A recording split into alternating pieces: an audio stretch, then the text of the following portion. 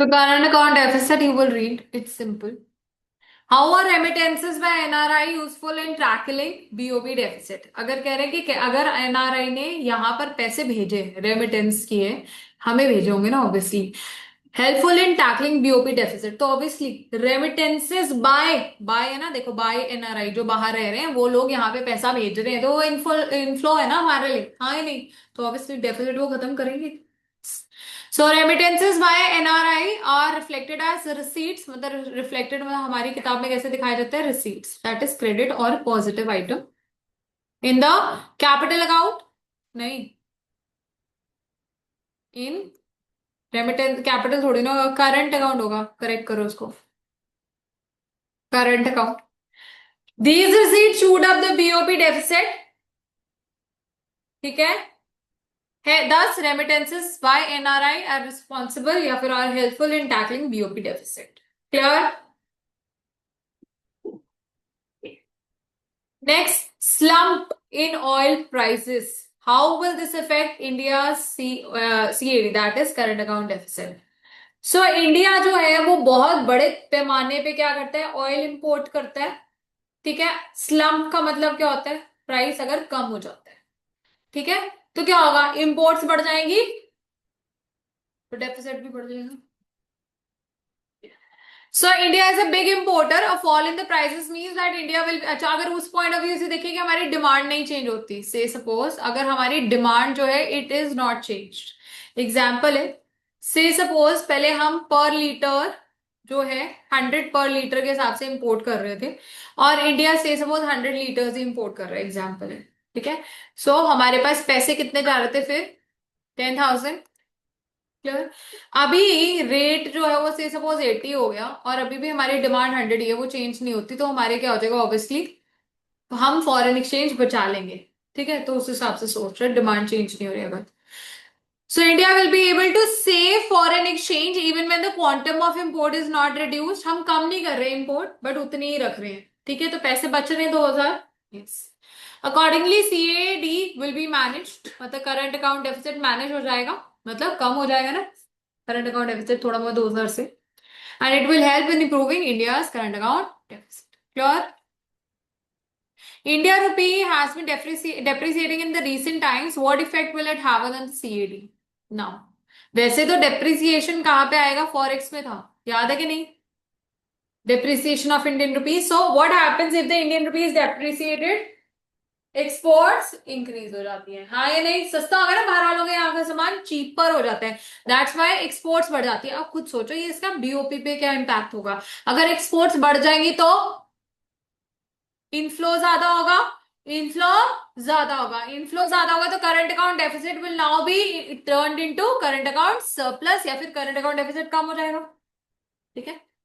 So as a result of depreciation of rupee, तुम्हें समझ आ रहा है, foreign goods become expensive while domestic goods become cheaper, so this would lead to rise in the export and fall in import, मतलब बाहर से सामान नहीं खरीदेंगे बाहर वाले, लेकिन हमसे सामान खरीदेंगे।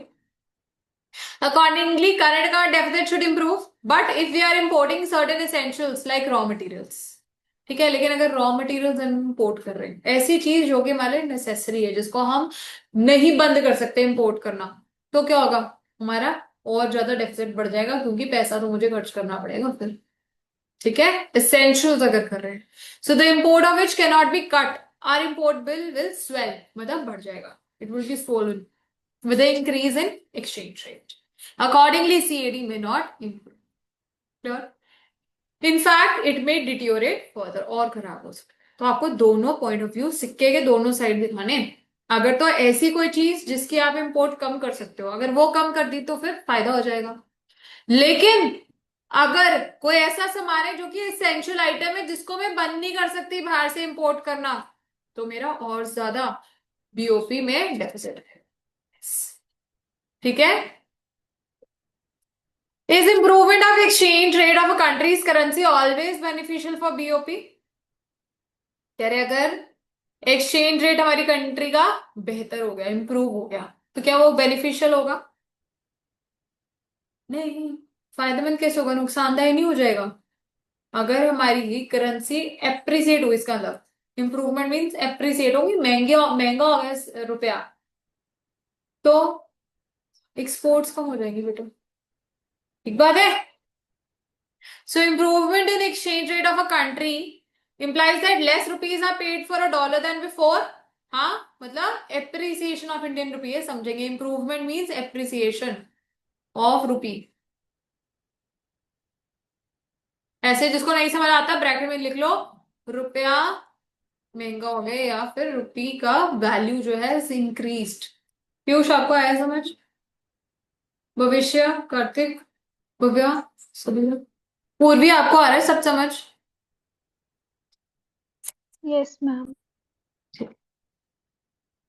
सो 8 points relative strength of Indian rupee, मतलब रुपया जो है स्ट्रांग हो गया, स्ट्रेंथ मीन्स स्ट्रांग हो गया in the international market. However for developing country like India it is not always desired. हम लोग नहीं चाहते कि हमारी करेंसी महंगी हो। क्यों? क्योंकि फिर एक्सपोर्ट्स बंद हो जाएंगे हमारे, ठीक है, और उसी से तो हम ग्रो कर रहे हैं। So it would mean that one US can buy less goods in India. बाहर वालों के लिए अब हमारा सामान एक्सपेंसिव हो गया है। क्या हो गया है? Expensive. So if it is expensive, then demand for Indian goods will fall. That means exports will be less. जिस तरीके से हमने उसमें पढ़ा हुआ है ना फॉरेक्स में, वैसे करेंगे। Same answer you can write down, not a problem. ठीक है? So exports will fall down. Accordingly, our exports may slide down, adding to the BOP deficit. ठीक है जी? फॉरेक्स वाला आंसर है इसका सीधा। BOP always balances. Does it mean situation of zero net financial obligation for the country? So कह रहे हैं ये थोड़ी ना होता है, ऐसा जरूरी नहीं है ना। Yes or no? BOP must balance that। हमें और को उसको एडजस्ट करना पड़ता है थ्रू अकोमोडेटिंग आइटम्स। लेकिन अकोमोडेटिंग आइटम्स में हमने बात करी, हम बोरो भी करते हैं IMF से, हाँ या नहीं? तो क्या फाइनेंशियल ऑब्लिगेशन जीरो है ना भाई? ऐसा जरूरी है। तो रीड करते हैं। It is only in accounting sense that the balance of payment always balances. हमने कहा debit should be equal to credit, बस वो वहीं पे खत्म हो गई, वो तो अकाउंट्स के हिसाब से। बट प्रैक्टिकली पैसा कहां से आएगा? बोरोइंग से आएगा। So from practical point of view, it should not be interpreted as a situation of zero net financial obligation. Obligation means liability. Net financial मतलब कि लोन दिया लिया तो है, बट देना ज्यादा है लोन, हम मेरे को वापस देने हैं, बोरो कर रखे हैं, इसका मतलब ये नेट फाइनेंशियल ऑब्लिगेशन। समझ रहे हैं ना? जीरो नहीं है, ज्यादा है, पैसा देना है मेरे को। So a negative balance in the BOP, in the balance in capital account may have been achieved through loans from rest of the world। कह रहे कि हो सकता है ना कि हमारे पास पहले पैसे कम थे, तो हमने क्या करा, बाहर वालों से बोरो किए पैसे। अगर बाहर वालों से बोरो किए तो मतलब लोन है ना, देखो अगर लोन लिया कैपिटल अकाउंट में, हम थोड़ी सी बात करते थे उसके। तो बच्चे अगर तो मेरे पास पैसा कम था, ठीक है ना, मेरे पास क्या था, डेफिसिट था कहाँ पे, कैपिटल अकाउंट में। अब उसको बैलेंस करने के लिए हो सकता है ना मैंने बाहर वालों से लोन लिया हो, वो मैंने दिखाया होगा as credit side inflow plus item, पास से पैसा लिया ना, तो वो मैंने नेगेटिव को देख रहे हैं, यहाँ पे एक लाइन लिखी है negative balance in the current account. That means मेरे पास इनफ्लो नहीं था, आउटफ्लो था ज्यादा। मैंने बाहर इन्वेस्टमेंट की हुई थी बाहर की कंट्री में, अब उसको करेक्ट करने के लिए मैंने बाहर से लोन लिए। तो वो क्या है, लोन ही तो लाइबिलिटी ही तो है ना, तो फाइनेंशियल ऑब्लिगेशन है वो, तो जीरो तो नहीं है। इसका लोन जो है वो कहाँ पे मेरे को दिखे होंगे बच्चे, क्या through loans from rest of the world, और loans are financial obligations to the rest of the world, तो वो लाइबिलिटी तो है हमारी। I will have to repay today और नो। ठीक है।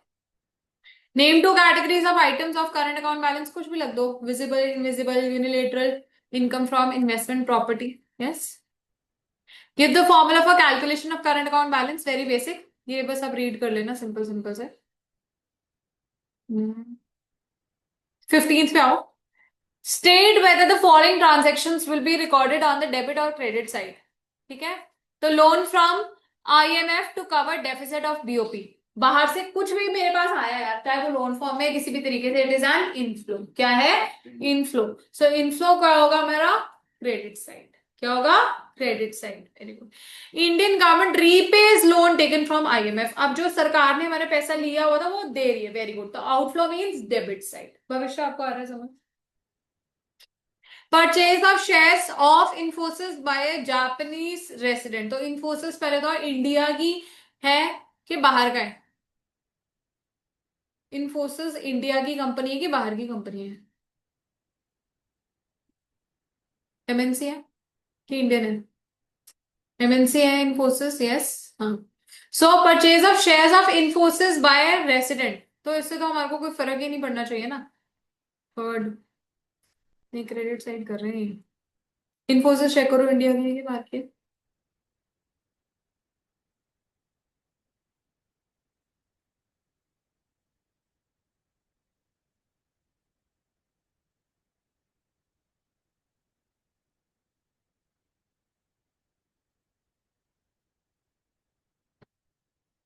यस, इन्फोसिस नहीं, इज एन इंडियन एमएनसी।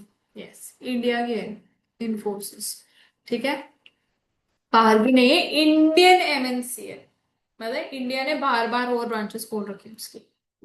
तो अगर इन्फोसिस के शेयर्स जापान ने खरीदे तो वो क्या है, इनफ्लो है, हमारे पास पैसा है। ठीक है, credit side. Export of jute to Sri Lanka, हमने जूट श्रीलंका बेचा, आ गया inflow, that is credit side.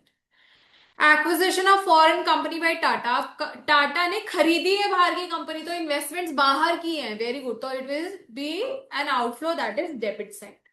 ठीक है, अब क्वेश्चन भी ध्यान देना है, इनफ्लो आउटफ्लो मतलब कैसे लिखना है, डेबिट क्रेडिट लिखना है, तब आंसर मिलेगा, marks. Purchase of toys from China, outflow, that is debit side. ऐसे ही can you do it in visible invisible, export of computer software invisible, import of LCD screens from Malaysia visible, banking services to NRI invisible, export of tea to Thailand visible, very good, consultancy services with TCS invisible. Whether these will be recorded on debit or credit, you can do. What will be the effect of the following on the BOP, Make in India program, import of pulses? बहुत ध्यान देंगे, make in India programme क्या कहता था कि import substitute करो, बाहर imports को खत्म कर दो, बाहर के गुड्स हमने नहीं खरीदे, इंडिया में ही बनाओ और बेचो। ठीक है, तो इससे क्या होगा, इंपोर्ट्स नहीं होंगे, तो बीओपी पे क्या इंपैक्ट पड़ेगा, इंपोर्ट्स कम हो जाएंगे, और अगर हम बना के बाहर बेचते हैं तो एक्सपोर्ट्स बढ़ जाएंगे, मतलब पॉजिटिव बैलेंस होगा, मतलब कि हमारे पास सरप्लस आएगा। लेकिन हम अगर हम इंपोर्ट कर रहे हैं पल्सेस, बाहर से दालें आप इंपोर्ट कर रहे हैं, तो क्या हो जाएगा, इंपोर्ट्स बढ़ जाएंगे, that means deficit in the BOP. ठीक है जी। अच्छा, state the effect of the following on the BOP situation. Number one, increase the import duty of gold, अब गोल्ड जो मैं इंपोर्ट कर रही थी उसके ऊपर कस्टम ड्यूटी बढ़ गई है, वेरी गुड, एक्सपोर्ट इंपोर्ट्स कम हो जाएंगे, अगर वो कम नहीं हुए, अगर नहीं हुए तो डेफिसिट बढ़ जाए। Yes. Second, rise in the price of foreign currency, बाहर वालों का नहीं बेटा, उल्टा ना, इंपोर्ट्स कम हो जाएंगे, एक्सपोर्ट्स बढ़ जाएंगे, बाहर की करेंसी महंगी हो गई है, ठीक है ना, तो हमारी सस्ती हो गई है, दैट मीन्स एक्सपोर्ट्स बढ़ जाएंगे। ठीक है, अगेन पॉजिटिव या फिर surplus in the BOP situation. ठीक है जी। सो बीओपी स्टॉक कंसेप्ट है कि फ्लो है, फ्लो है, why, because it is studied over a period of time. Borrowing by government from World Bank to finance BOP deficit will be recorded in the current account, capital account, capital, yes. ठीक है ना, so it will be recorded in the capital account. Why? Because it increases the liability of the government or country. What are official reserve transactions? ठीक है, explain the importance in the BOP, right? It is important. Official हमने समझ तो लिया, अब हम answer read कर रहे हैं। Official reserve transaction refers to transactions by central bank, हमारे यहाँ आरबीआई। ठीक है, that cause a change in the official reserve of foreign exchange. Such transactions take place when the country withdraws, यही है ना, हम क्या करते हैं, फॉरेन एक्सचेंज विड्रॉ करके कहाँ डालते हैं, अकोमोडेटिंग में। ठीक है, या फिर अकोमोडेटिंग मतलब वहां से बीओपी से निकाल के यहाँ पे ऐड करते हैं, वही तो ऑफिशियल रिजर्व का काम है।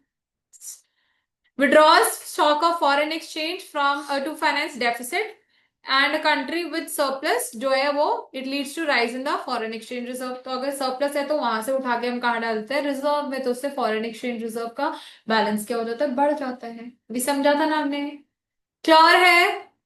ये यहाँ से बच्चे डेफिनेशन यहाँ से लर्न करेंगे। Okay, what are the two alternative names for BOT, balance of trade का नाम क्या है, विजिबल आइटम्स, और ऊपर हमने जब ये पढ़ा भी था तो उसको ट्रेड बैलेंस भी कहते हैं, तभी ट्रेड डेफिसिट ट्रेड सरप्लस भी बोल रहे थे। ठीक है, house purchase of an asset in another country treated in the capital account. तो अगर बाहर मैंने एसेट खरीदा है, समझो एसेट खरीदा है, पैसा दिया होगा ना, तो इसमें नेगेटिव या फिर debit item in the BOP. ठीक है, भविष्य आपको समझ आ रहा है? नहीं? Name the economic transactions which are undertaken to make equilibrium in the BOP. ये तो हमें पता ही है, accommodating. What is meant by CAD CS, ये भी हम करके हटे हैं बिल्कुल। हाँ या नहीं? First two three question same. Which two transactions determine the BOT? So they are export and import of visible items only. What is meant by visible? They are only goods, also known as merchandise.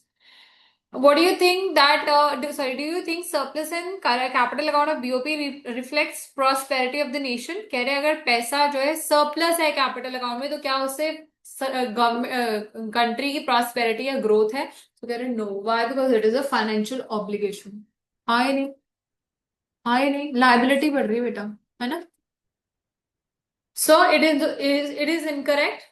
Why? Because surplus in current account may have been achieved through loans which are financial obligations. मुझे वापस करने पड़ेंगे गल. Where charity to foreign countries is recorded in the BOP. अगर हमने charity दी है, to लिखा है, टू फॉरेन करेंसी, तो debit side of the BOP current account. ठीक है जी? तो देखो, रिकॉर्डेड अंडर इनविजिबल्स. ठीक है? Because charity is a part of current transfers, all current transfers are recorded as invisible in the current account balance unilateral में. ठीक है? How does balance of payment reflect supply demand status of foreign exchange for a country? कह रहे how does BOP reflect supply demand status of foreign exchange? ठीक है. So बच्चे unfavorable जो है, अगर से सपोज क्या है, डेफिसिट आया बीओपी में. ठीक है? तो इसका मतलब हमारे को फाइनेंशियल ऑब्लिगेशंस लेने पड़ेंगे. हाँ या नहीं? पैसा जो है उधारे लेना पड़ेगा. It also reflect situation of lower foreign exchange. अब हमारे पास पैसा नहीं है, तभी तो हम बाहर से लोन ले रहे हैं. Together these fact imply availability of foreign exchange is low and demand for foreign exchanges. आया समझ? नहीं आया पीयूष? और अगर फेवरेबल है बेटा, दैट मीन्स मुझे बाहर से लोन नहीं लेना, या फिर मेरे पास फॉरेन एक्सचेंज रिजर्व में ऑफिशियल रिजर्व भी है, नहीं तो डेफिसिट ही नहीं है. ठीक है? So this pushes up the demand for foreign exchange in the market. तो अगर से सपोज मेरे को पैसा बाहर से उठाना पड़ गया, तो उससे क्या मतलब, फॉरेन एक्सचेंज यूएस की डिमांड बढ़ रही है. यूएस की डिमांड बढ़ रही है तो ऑब्वियसली बाहर की करेंसी महंगी हो रही है, स्ट्रांग हो रही है, और मेरी क्या हो रही है, डेप्रिसिएट हो रही है या वीक हो रही है. When does excess और surplus situation arise in the BOT? Balance of trade करें तो सरप्लस कब होगा? जब एक्सपोर्ट ऑफ विजिबल गुड्स या फिर items is more than your imports. ठीक है? Should a current account deficit cause it be a cause for alarm? Explain. अगर कह रहे करंट अकाउंट डेफिसिट क्या परेशानी खड़ी कर सकता है?